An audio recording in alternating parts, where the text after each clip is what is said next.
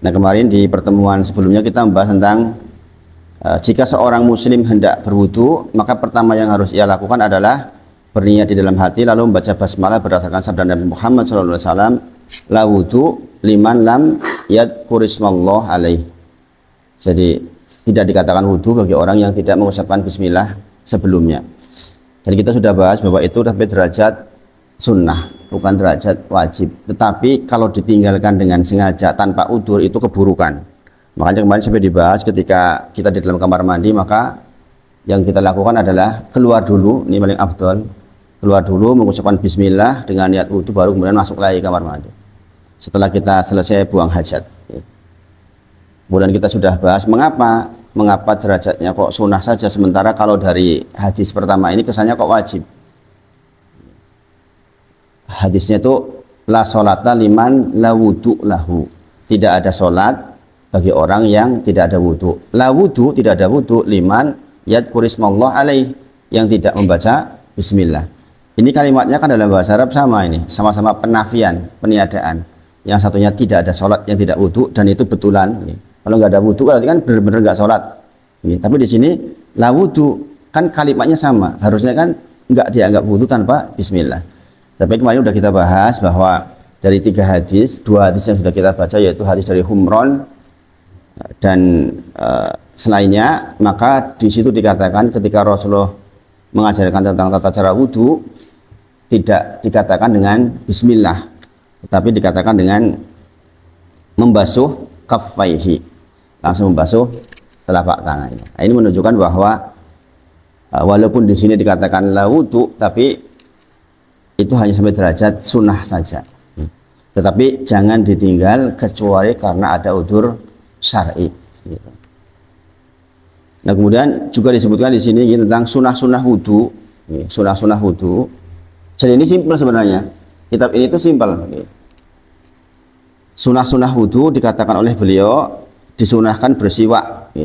Kita sudah bahas dulu, makanya ini hanya mengulang.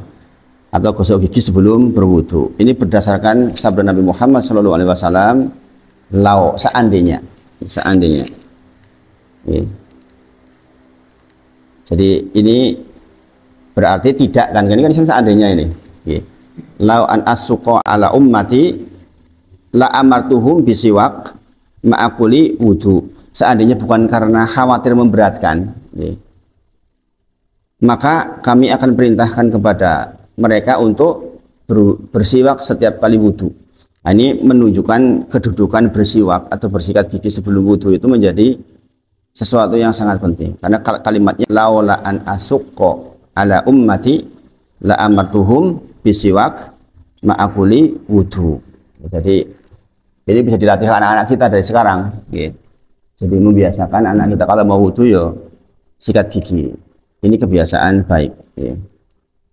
Kalimatnya seandainya bukan karena khawatir memberatkan, maka diperintahkan bersiwak setiap kali wudu.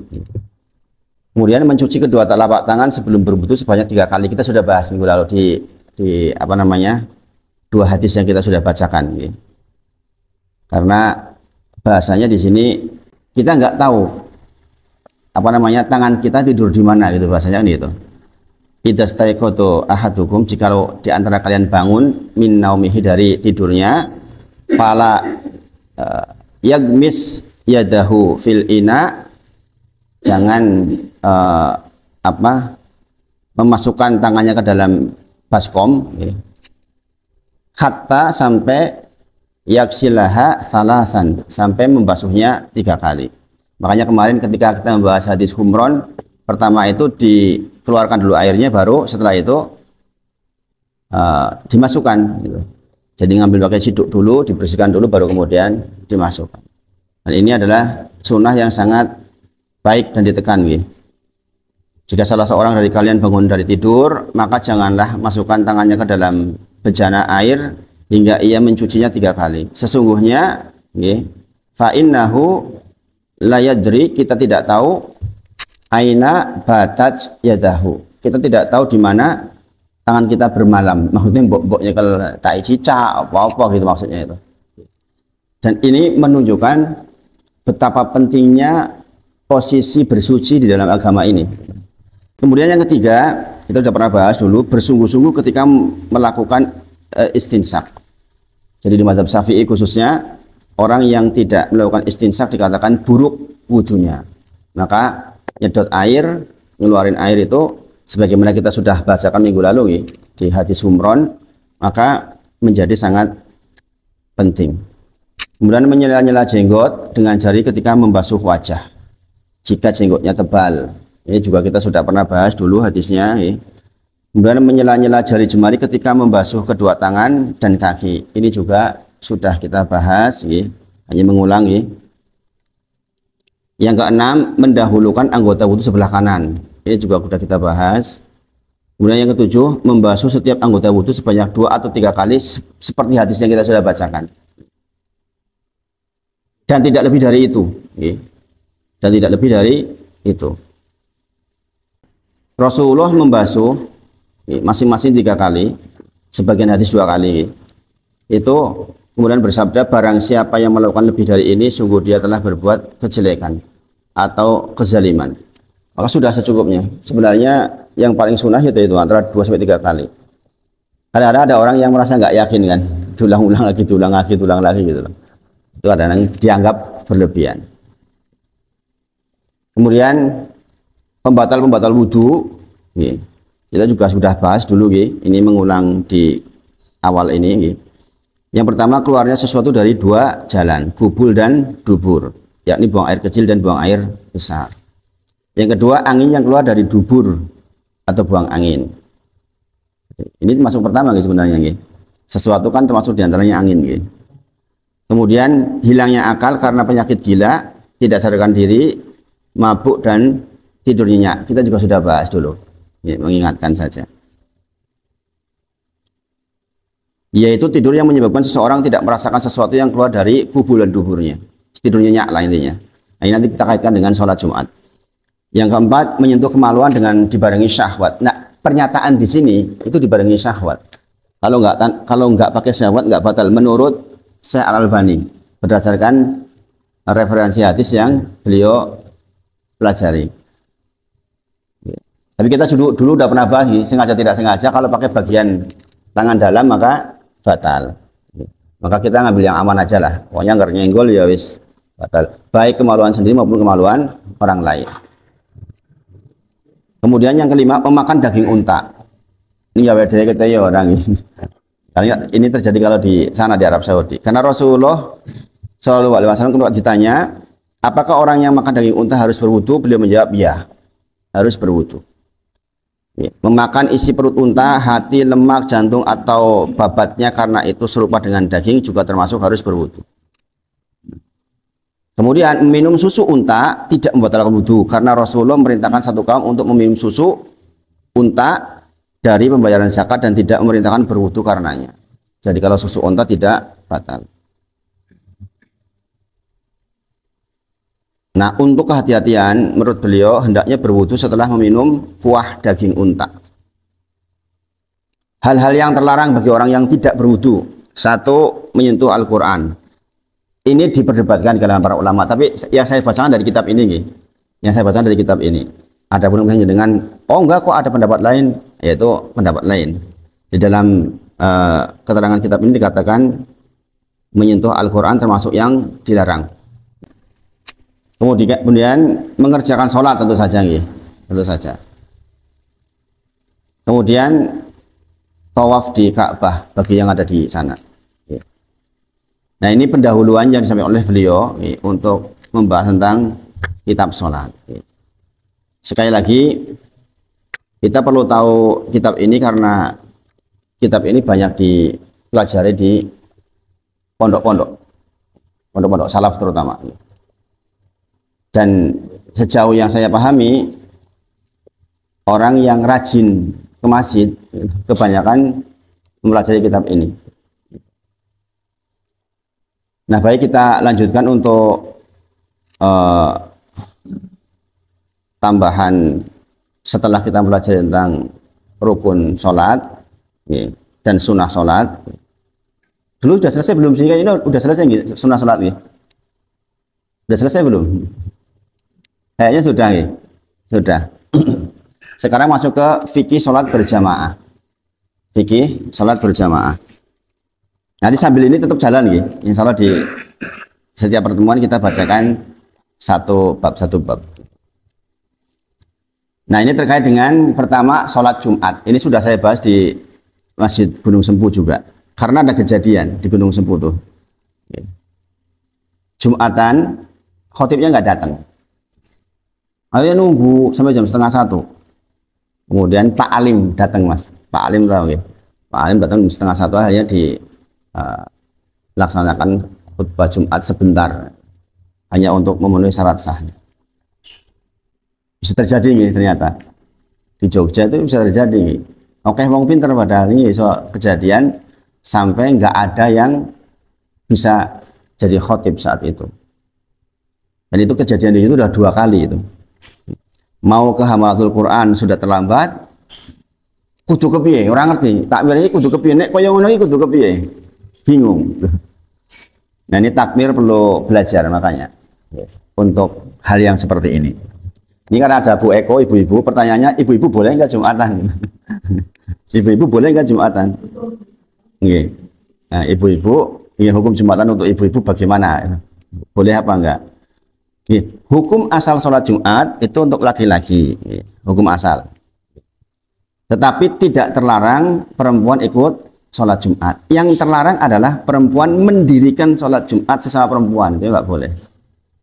Jadi khotibnya perempuan, yang jadi imam perempuan, jamaahnya perempuan, itu enggak boleh.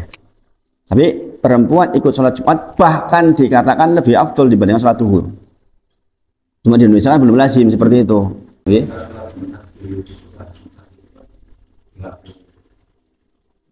Laki-laki. Maksudnya gimana? Laki-laki atau perempuan? Iya, tapi di sini ada hadisnya, Pak. Hadis pendukungnya. Kalau dalilnya kan ya ayyuhalladzina amanu idza nudiya lis-salati min yaumil jum'ati fas'au ila dzikrillahi wa dzarul bai'. Jadi kata-kata fas'au itu perintah jamak. Memang itu umum.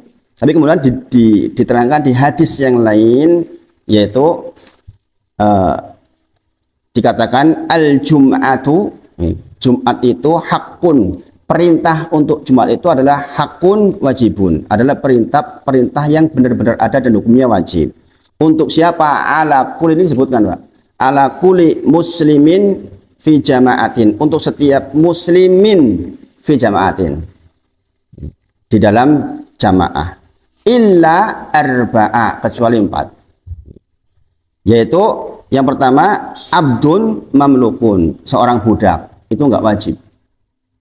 Kalau budak yang dikuasai itu enggak wajib. Makanya ada orang Indonesia kerja di Australia, kemudian pekerjaannya naudzubillah bersihin WC, bersihin apa namanya itu, penampung itu loh. Sehingga sampai dia mengatakan, saya itu kalau mau Jumatan harus jauh, kemudian saya masih menyisakan najis dari seperti itu.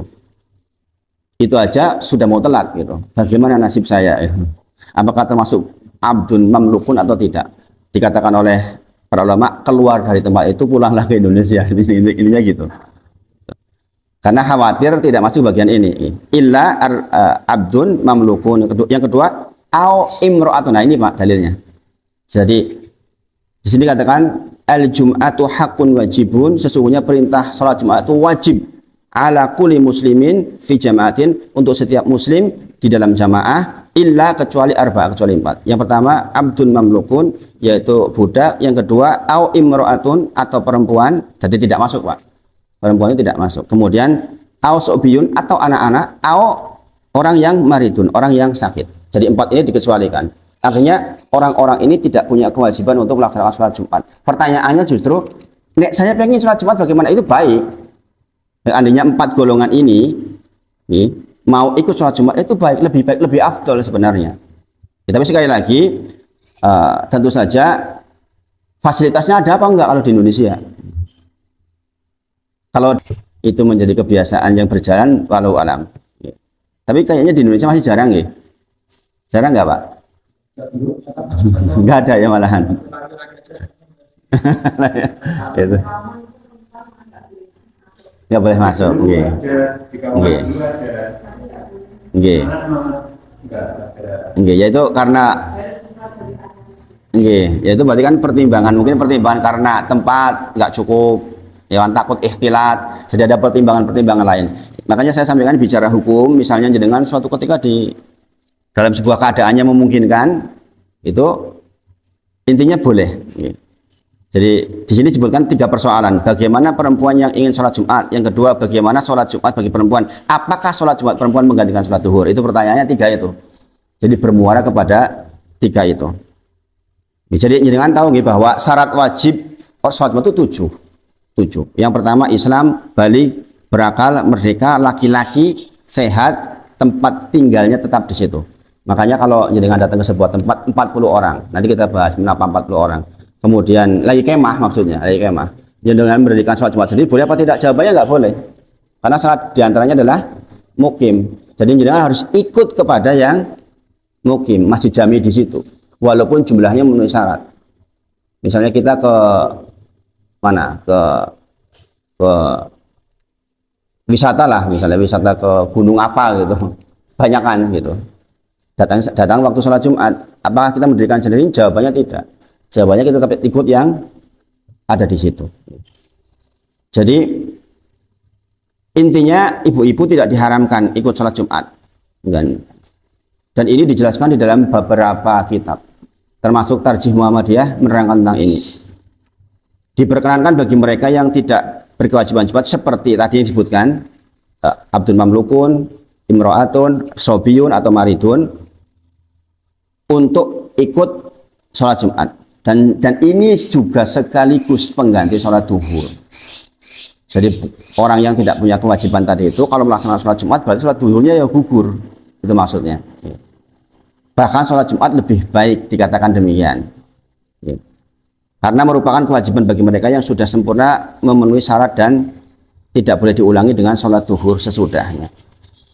Yang menjadi catatan adalah tidak boleh mendirikan sendiri untuk sholat Jumat berbarengan sesama perempuan, itu yang nggak boleh. Ini ditanyakan, ini seperti ini. Ini ditanyakan, makanya saya membuat catatannya karena ditanyakan. Kemudian kita sekarang bahas secara umum hal-hal yang terkait dengan sholat Jumat. Dan ini penting sekali diketahui, karena ini salah satu ibadah yang punya kedudukan yang tinggi di sisi Allah Subhanahu wa taala. Yaqulu innahu adrakal imam fi sholatil Jumat. Ada seseorang datang ke sholat Jumat sementara imam berada di ruku yang kedua, sudah naik. Orang ini baru datang. Dapat sholat nggak ini orang ini? Dapat sholat nggak? Dia di rakaat yang kedua, ya ini rakaat kedua, sudah ruku, imamnya sudah naik dari ruku. Dapat sholat nggak? Kan nggak dapat sholat gini, ya nggak dapat sholat. Ini nggak dapat sholat jelas gini. Nah kemudian dikatakan, ini tanyakan, hal ma fa'aluhu sahih, apakah ketika dia menggantinya dengan sholat 4 rakaat setelah salam itu perbuatan yang benar? Dikatakan na'am, itu perbuatan yang benar. Ma fa'aluhu sahih, apa yang dia lakukan adalah sesuatu yang benar. Jadi seseorang dikatakan ikut sholat Jumat jika ia mendapatkan 1 rakaat imam, dan 1 rakaat imam dihitung ketika dia ikut ruku secara sempurna. Ini ijma, seluruh ulama berpendapat demikian. Dan ini berdasarkan hadis dari Nabi Muhammad SAW. Siapa yang tidak mendapatkan 1 rakaat maka ia tidak mendapati sholat Jumat, sehingga ia harus mengganti dengan sholat duhur. Nah sekarang saya lari ke belakang. Ada sebuah keadaan, khotib berkhutbah, tahu-tahu ketika selesai khutbah batal. Selesai khutbah mau sholat batal. Apa yang harus dilakukan? Apa yang harus dilakukan? Maka khotib harus menunjuk imam, ya kan, sebagai pengganti dia. Karena kalau dia pergi ambil air wudhu, khutbahnya batal karena tidak muwalah namanya. Muwalah itu berkelanjutan. Seperti adzan dulu kita bahas. Syarat adzan sah adalah muwalah. Nggak boleh adzan kok Allahu Akbar, Allahu Akbar. Rusak. Ininya rusak. Mulai jangan benaknya di sini 2 menit. Kemudian dilanjutkan, itu nggak boleh. Karena itu tidak muwalah. Demikian juga syarat khutbah Jumat adalah muwalah. Muwalah itu tidak ada jeda di antara masing-masing rukun. Maka kalau terjadi orang ini batal, kemudian diambil air wudhu, balik lagi, itu harus diulang khutbahnya. Gitu. Meskipun ngulang bisa jadi hanya 2 menit. Karena apa? Memenuhi syarat saja. Innal hamdalillah atau alhamdulillah. Kemudian Allahumma sholli ala Muhammad wa ala ali Muhammad. Kemudian ya ayyuhalladzina amanu taqullaha haqqa tuqatih. Kemudian usikum wa nafsi bi taqwallah. Ya, kemudian nanti di khutbah yang kedua doa. Ini rukun yang harus dibaca dalam bahasa Arab. Ini tidak boleh dalam bahasa Indonesia. Adapun wejangan-wejangan boleh dalam bahasa Indonesia, tapi yang rukun ini harus dalam bahasa Arab. Nah, ini yang harus ada ini. Kalau ini ada sebenarnya ya selesai. Khutbah dianggap sah. Berarti ini ngulang orang perlu tuh maksudnya. Nah, tetapi tentu saja kejadian yang sering terjadi kalau terjadi seperti itu ya menunjuk. Ya kan, menunjuk imam. Nah, sekarang apakah kita boleh asal tunjuk imam? Enggak boleh jawabannya. Kita boleh menunjuk imam, yaitu orang yang ikut khutbah dari awal. Sebagian berpendapat sebagian. Jadi orang itu sudah ada ketika adzan dikumandangkan. Artinya ketika khotib naik mimbar, orang itu yang jadi imam itu harus sudah ada di situ. Kenapa? Karena sebagian berpendapat bahwa 2 khutbah menggantikan 2 rakaat salat zuhur. Maka ini satu rangkaian yang tidak bisa dipisahkan, sehingga tidak sah seseorang yang tidak mengikuti khutbah kemudian imam itu nggak boleh, nggak sah. Gitu. Nah, ini hubungannya dengan apakah boleh khutbah Jumat khotibnya diganti di tengah jalan. Nah, ini kita bahas ini. Gitu. Ini kejadian seperti ini sangat mungkin terjadi. Tiba-tiba khotibnya pingsan, tiba-tiba khotibnya meninggal, kan bisa terjadi ini. Ini kan, sehingga pengetahuan seperti ini menjadi penting. Jadi kasus yang pertama tadi, orang datang sudah tidak dapat sholatnya, maka yang dia lakukan adalah sholat duhur. Nah, jadi sholat duhur ini penggantinya ini. Ini tadi kasus tadi, maaf, yang ditunjuk menjadi imam, yang layak ditunjuk menjadi imam ternyata hanya 1 orang misalnya di situ, hanya 1 orang. Sing bacaannya api, disepakati oleh seluruh jamaah bahwa dia biasanya yang imam. Tapi orang ini terlambat. Orang ini terlambat. Orang yang jadi imam ini terlambat datang ketika menjelang iqomah. Bagaimana ini? Ini kan nggak boleh tong imam. Tapi seluruh jamaah nek sing imam dudu dhek wegah, wae kudu dhek. Karena yang lain dianggap nggak bagus. Ini sholat Jumat nih, nggak main-main gitu. Maka orang ini nggak boleh ngimami sholat Jumat. Yang dilakukan adalah ngimami sholat duhur. Itu sangat mungkin terjadi. Apalagi kalau misalnya kita sedang khutbah, guru kita datang, kita tahu ini guru yang sangat berilmu, pastilah kita akan merasa tidak nyaman sebagai khotib.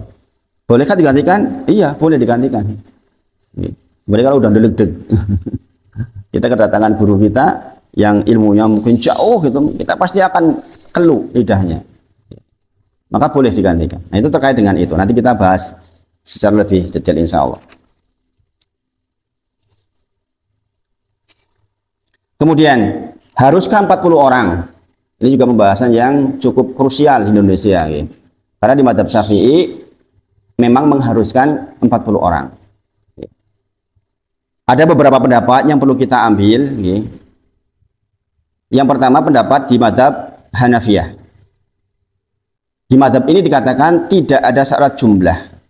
Karena bahasanya fas'au ila dzikrillahi wa darul bai'. Kata-kata fas'au itu asal jamak maka sudah selesai. Nah, jamak dalam bahasa Arab itu ada dua pengertian. Jamak dalam pengertian bahasa hari-harian, maka jamak itu artinya lebih dari dua dalam bahasa Arab. Beda dengan kita ya, kita kan lebih dari satu namanya jamak gitu. Kalau dalam bahasa Arab itu kalau satu namanya mufrad, kalau dua namanya musanna, jamak itu lebih dari dua. Tapi ini dalam pengertian bahasa. Dalam pengertian fikih, jamak itu artinya lebih dari satu. Itu dalam pengertian fikih. Makanya di madzhab Hanafi, kepeksonemu ono wong loro tok yo tetep mlaku. Ini madzhab Hanafi. Jadi sekali lagi ini dalilnya adalah Quran surah Jumat surah ke-62 ayat 60 ayat ke-9. Kata-kata fas'au ila dzikrillah itu menunjukkan bahwa angrewis jamak memenuhi syarat jamak berarti ya wis cukup. Ini kalau bisa surat Jumat ya diapalin. Surat Jumat itu diapalin, surat yang terkenal. Kemudian kita juga Jumatan setiap hari Jumat. Ada apa namanya makna-makna yang besar di sana.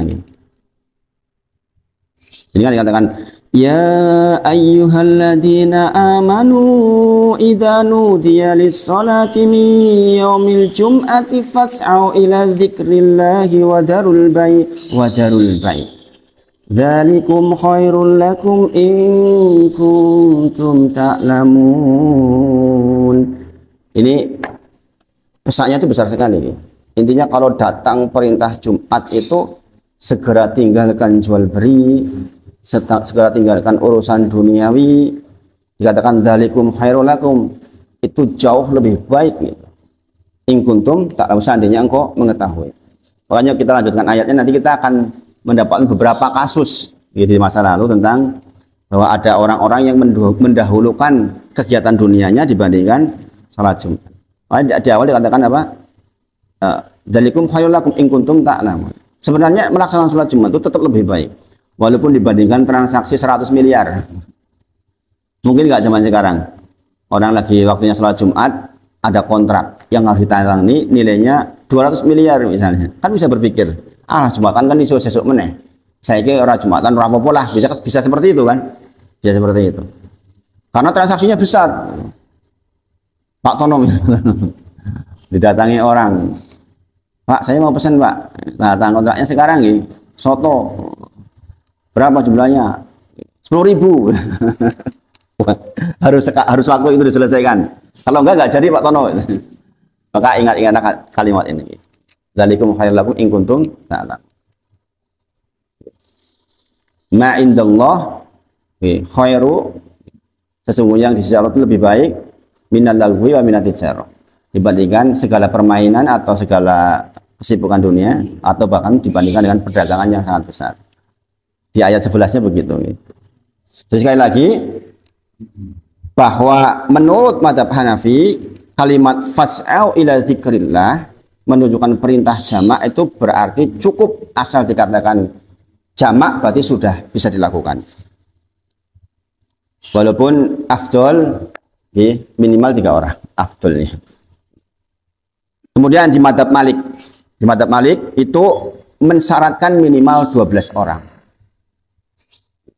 Di Indonesia madzhab Syafi'i ini, makanya madzhab di Indonesia itu kan orang 40 ya rasah. Ya itu nanti kita lihat dalilnya. Di madzhab Malik itu minimal ada 12 orang. Dan ini dalilnya adalah Quran surah Jumat ayat ke-11. Wa idza ra'aw tijaratan aw lahwan infaddu ilaiha wa tarakuka qa'imah qul ma 'indallahi khairum minal lahwi wa minat tijarah wallahu khairur raziqin. Jadi ini kan ada kasus ceritanya ini. Jadi ayat ini tuh terkait dengan kasus Rasulullah Shallallahu Alaihi Wasallam sedang berkhutbah. Kemudian datang Irun itu rombongan min Sam, dari Sam, rombongan dagang.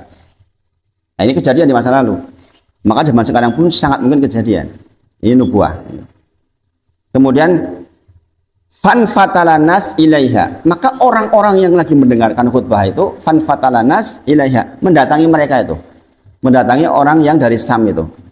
Karena apa? Karena kamu bisa bayangkan, orang dari Sam dulu membawa barang dagangan yang sangat dibutuhkan oleh mereka. Mereka khawatir kehabisan, khawatir nggak dapat, sehingga mereka ketika mendengarkan Rasulullah khutbah lari semua menuju ke pedagang itu. Nah, di sini dikatakan lam yabqa ila isna asara rajulan. Tidak tersisa kecuali hanya 12 orang saja. Dilanjutkan oleh Rasulullah. Ya kan? Ini menjadi kesimpulan di madzhab Malik bahwa nek ngono berarti cuma ini wong 12, minimal wong 12. Nah, tetapi ini dibantah karena kan bisa jadi orang yang tadi balik lagi. Gitu. Setelah ngelihat ternyata misalnya nggak ada yang dapat balik lagi kan sakit mawon. Sehingga di pendapat jumhur yang lebih kuat memang asal sudah memenuhi syarat jamak seperti tadi, fas'au ila dzikrillahi wa darul bai', maka sudah dikatakan sah melaksanakan sholat Jumat. Tetapi kita harus menghargai pendapat seperti ini, gitu. Sehingga kita tidak perlu bingung. Gitu. Nah, dari kejadian ini, dari Quran surah 62 ayat 11 dan hadis dari Jabir bin Abdillah ini, para ulama mengambil pelajaran.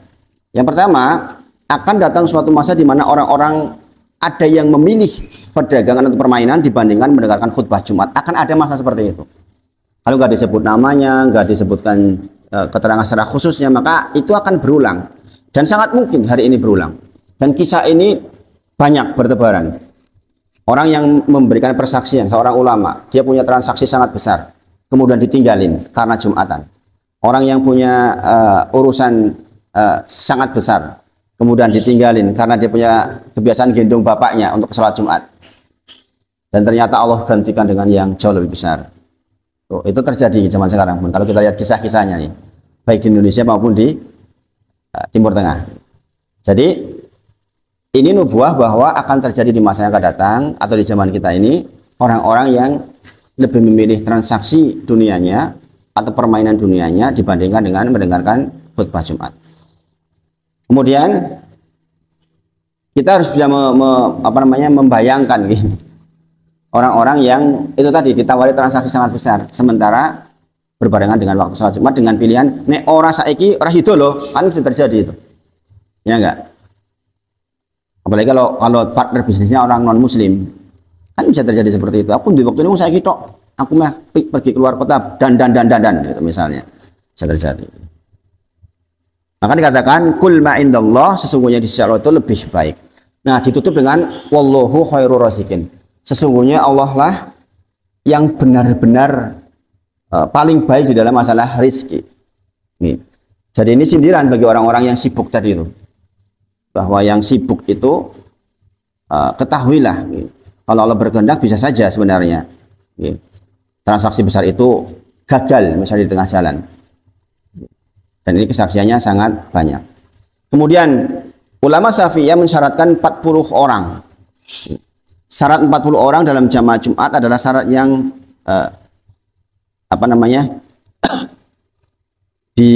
dikaitkan dengan madzhab Syafi'i, dikaitkan dengan madzhab Syafi'i. Yang kebetulan di Indonesia kebanyakan memakai itu. Maka kemarin saya ditanya masjid belakang rumah mau mengadakan Jumat, ya saya tanya mampu nggak mendatangkan 40 orang? Kalau nggak mampu mendingan gabung aja, karena deket banget gitu. Supaya nggak jadi masalah di lingkungan, karena urfnya di Indonesia memang pakai madzhab Syafi'i secara umum. Jadi jangan aneh-anehi lah, meskipun secara umum jumhur membolehkan. Kalau misalnya yang datang cuma 5 orang gitu, 8 orang kan ini. Jadi kalau di Indonesia kesannya tuh nggak bagus. Cuma diarani aliran dewe opo, orang gelem kalau lione ya, ini kan masalah juga. Nah, dalil yang digunakan oleh madzhab Syafi'i terkait dengan 40 orangnya adalah dari Ka'ab bin Malik. Jadi ini tuh kisahnya As'ad bin Zurarah yang menjadi orang pertama mengadakan sholat Jumat di suatu daerah. Kemudian ditanya, kultu kam antum yauma idin? Qala arba'una. Berberapaan kalian melaksanakan sholat Jumat? dikatakan arbauna 40. Dan ini derajat hadisnya hasan. Dalil kedua, ini dalil yang mendukung 40 ya. Hadis dari Jabir bin Abdullah. Madotis sunatu ana fi kulli arba'ina fama fauqaha jum'atan. Telah berlalu sunnah. Berarti sudah diketahui ajaran Nabi Muhammad SAW bahwa setiap 40 orang ke atas diwajibkan sholat Jumat. Nah, ini menjadi dalil bahwa syarat Jumat itu 40 orang. Nek urung 40 urung wajib menurut hadis ini. Menurut hadis ini. Sehingga dikatakan sah. Nah, ini Al-Albani yang nulis ini. Nah, ini makanya banyak disoal itu karena mau hadis zaman sekarang. Ini menyatakan doif itu. Gitu. Hadis yang barusan dibaca itu doif. Ibnu Hajar Al-Asqalani dalam salah satu kitabnya berkata bahwa di dalamnya ada Abdul Aziz, di mana Imam Ahmad berkata beliau itu termasuk perawi yang mohon maaf sering dusta atau pemalsu hadis. Itu jadi alasannya itu karena ada Abdul Aziz yang dikenal sering berdusta. Imam An-Nasai berkata, iya, ini Abdul Aziz tidak sikoh, tidak sikoh. Padahal sikoh itu salah satu syarat mendapatkan hadis sahih. Ad-Daruqutni berkata bahwa ia adalah mungkarul hadis, sering memberikan hadis yang mungkar. Nah, maka kesimpulan hadis ini dikatakan lemah sambil menghormati pendapat yang lazim di Indonesia madzhab Syafi'i, pakai itu maksudnya. Kita hanya sekedar tahu saja seperti ini. Sehingga ketika kita melaksanakan hukum itu punya pertimbangan-pertimbangan yang baik. Makanya saya katakan berkompromi itu penting. Tadi misalnya, aku pengen anak EDW, lah wong jejer ewe mung 40 meter sono masjid gede yang melaksanakan ya melu rono wae. Itu maksudnya. Walaupun kalau melihat seperti kan sah-sah saja sebenarnya. Gitu. Wong jamaah hariannya paling wong 5 wong 6 gitu. Kan jadi masalah. Kemudian ada pun dalil yang merujuk 12 orang di madzhab Malik dikatakan tidak bisa dijadikan dalil, pembatasan saja karena terjadi tidak sengaja. Kan tidak sengaja tadi. Ada airun, ada rombongan datang kemudian pada lungu, sisa wong rolas. Nah, itu kan kejadian tidak sengaja. Kemudian ada pendapat 50 orang di madzhab Imam Ahmad. Tapi juga hadisnya lemah. Kata Rasulullah, hadis lemah ini mengatakan alal khamsina jum'atun wa laisa fima dzuna dzalik. Diwajibkan Jumat bagi 50 orang, tidak diwajibkan jika kurang dari itu. Ini di madzhab Hambali, tapi ini juga lemah hadisnya.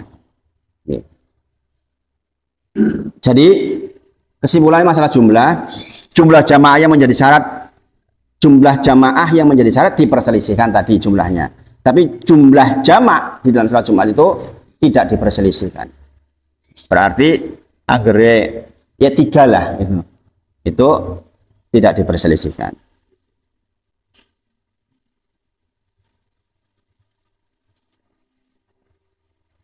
Ya, jadi walau alam seperti ini keterangan tentang masalah jumlah.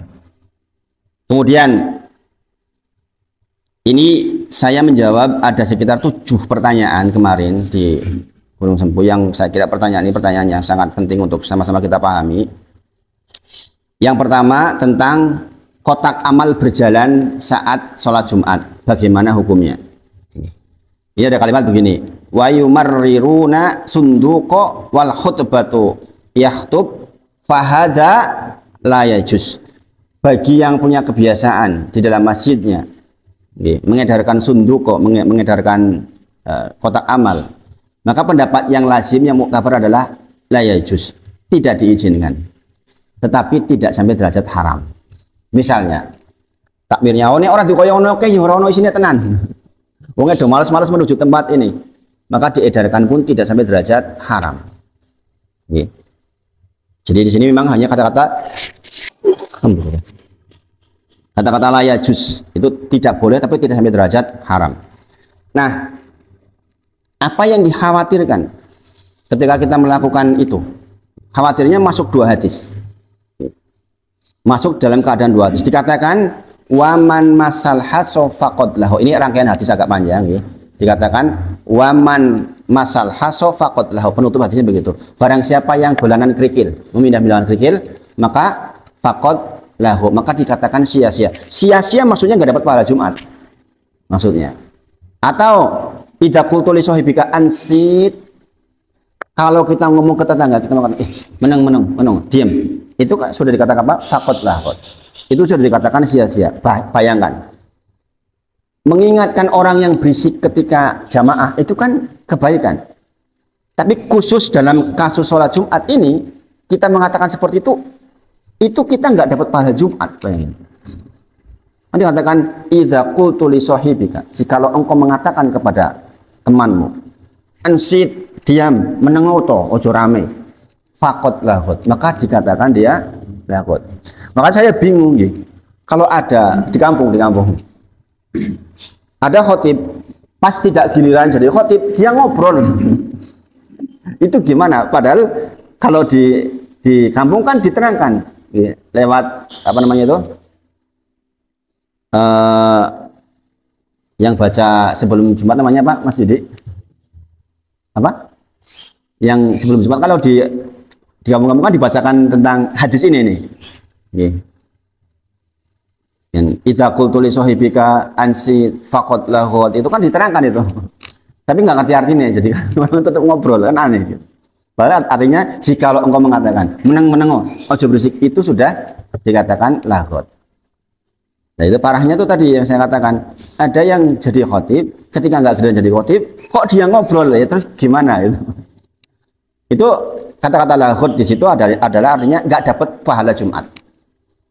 Nah, orang memindahkan itu tadi, apa namanya, kotak infak, khawatirnya masuk ke hadis ini. Kenapa? Wong pindah ke kerikil kewis termasuk lahut, ya kan? Atau misalnya itu digeser, itu kan ngomong tuh berarti itu geser ya, itu kan udah masuk ini, ya kan? Wong pondok meneng aja berisik wae ora entuk gitu. Nah ini harus dipahami sehingga nggak ada orang yang sudah paham kok sholat Jumat isi obrolan gitu, bisik-bisik itu iya bisa entuk pahalanya belas. Sah sholat Jumatnya tapi tidak dapat pahala sholat Jumat. Masih ada nggak Mas Denny di situ? Yang di belakang masih nyem gitu. Mungkin masih banyak. Nah ini nggak dapat pahalanya. Jadi persoalan memindahkan ini persoalan yang memang tidak sampai derajat haram. Sholat Jumatnya tetap sah tapi berpotensi tidak mendapatkan pahala Jumat. Maka sebaiknya ya jangan dilakukan. Lagi pula ada beberapa hal yang perlu dipertimbangkan, yaitu bagi sebagian orang itu tidak nyaman dengan tidak memasukkan ke kotak infak. Mungkin dia nggak bawa uang, ya kan? Sementara pada masukin, dia nggak masukin sendiri, mungkin dia nggak nyaman, sehingga sholatnya jadi tidak nyaman. Aku isi nih, misalnya seperti itu. Dengan itu juga harus dipertimbangkan. Kemudian, bagaimana orang yang datang ketika, dan ini banyak sekali nih, termasuk di Al-Fajr banyak banget. Datang ketika khotib hendak naik mimbar. Banyak nggak seperti itu? Banyak banget. Sudah adzan baru datang. Banyak banget nggak? Sebagian besar. Nah, apa yang dilakukan? Jikalau kita datang karena sebuah keadaan, ini cetowong malas ini. Ini cetowong malas. Karena nanti kita dihubungkan nanti bahwa sebelum sholat Jumat itu sebenarnya kita datang, kalau bukan imam maka dia datang duluan. Kalau pakai sunnahnya Ibnu Umar maka 12 rakaat sholat mutlaknya, sholat tahiyatul masjid, kemudian sholat mutlak 12 rakaat. Berarti kira-kira setengah jam sebelumnya kan, 12 rakaat ya lumayan oke, ya kan. Tapi ini kebetulan malas ini, datang ketika hendak pas naik mimbar atau pas adzan. Pertanyaannya, sholat apa mendengar dan menjawab adzan? Itu pertanyaannya. Kebanyakan di Indonesia masih menunggu adzan sampai selesai baru sholat, ya enggak? Ya enggak? Itu keliru.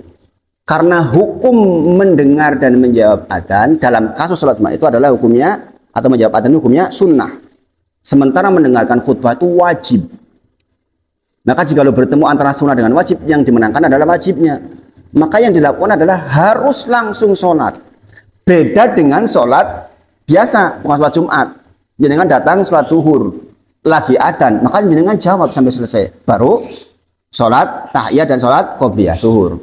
Tapi kalau khusus untuk sholat Jumat, maka karena mendengarkan khutbah itu adalah wajib, maka dia langsung sholat. Dan dikatakan di sini, oh, jangan dipanjangkan kata Rasulullah, dan diambil rukun-rukunnya tok. Allahu Akbar, langsung Alhamdulillahirabbil alamin, enggak pakai suratan. Kemudian ketika turun subhanarabbil azim, wis. Kemudian di antara dua sujud duduk dan sujud, Rabbik fili, wis. Itu maksudnya. Karena ini perintahnya dari Nabi Muhammad SAW langsung kepada Sulaik. Sulaik datang, kemudian kamu sudah sholat belum? Belum. Sholat dengan sholat yang ringan. Maunya rukun-rukunnya saja. Jadi karena apa? Kedudukan mendengarkan khutbah Jumat itu tinggi banget di dalam rangkaian sholat Jumat. Makanya dikatakan tadi ngomong ansit tok wis tadi orang itu pahala, goro-goro bermasalah di dalam khutbahnya. Makanya tadi imam boleh menjadi imam, makmum atau yang mendengarkan boleh jadi imam, syaratnya mendengarkan khutbah. Itu. Karena kedudukan khutbah dalam Jumat itu luar biasa. Ada yang apa? Kok? Kopiah. Oh, qobliyah. Nah, ini nanti ditanyakan juga di sini. Adakah qobliyah Jumat? Ya, adakah qobliyah Jumat? Maka di sini ada dua pendapat besar. Nanti insya Allah kita bahas di pertemuan berikutnya. Jadi ada 7 pertanyaan yang sangat lazim terkait dengan Jumat. Termasuk diantaranya itu, Pak. Diantaranya adakah qobliyah Jumat? Jadi nanti kita bahas insya Allah. Kemudian disebut apa sholat sunnah sebelum Jumatan? Itu sebenarnya sholat mutlak nih. Sholat mutlak. Nanti kita bahas di pertemuan berikutnya insya Allah. Kemudian apakah imam dan khotib bisa beda orang?